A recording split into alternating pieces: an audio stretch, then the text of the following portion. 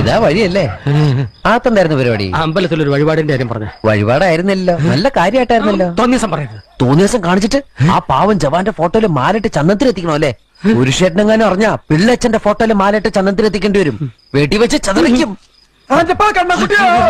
നാട്ടുകാരെ വിളിച്ചു കൂട്ടിട്ട് മോൻ എന്ത് കിട്ടും? എനിക്കൊന്നും കിട്ടില്ല, പിള്ളേച്ചന് കിട്ടും. നല്ല അസല് പൊതുക്ക്, വലിയ നിലവിലുള്ള ആളല്ലേ, എല്ലാരും ഒന്ന് അറിയട്ടെ എന്ന്. നീ എന്റെ മാനം കളയരുത്. നിനക്ക് എന്ത് വേണേലും ഞാൻ തരാം. എന്ത് തരും?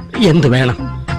അച്ഛന്റെ കയ്യിൽ നിന്ന് കള്ളക്കണക്ക് എഴുതി വാങ്ങിച്ച കുരുടിമുക്കിൽ 25 സെന്റ് സ്ഥലം. അയ്യോ മാധവ, അത് അയ്യോ അത് എഴുതി തരൊന്നും വേണ്ട.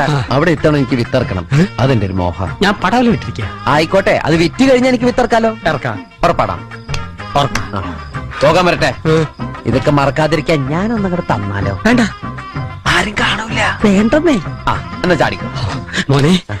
ഇന്ന് നീ അവിടെ കക്കാൻ കയറരുത്. ഇന്ന് അവിടുന്ന് എന്തെങ്കിലും പോയാൽ നാളെ എന്റെ തലയിലാവും. ഓ, എന്നാ മറ്റന്നാ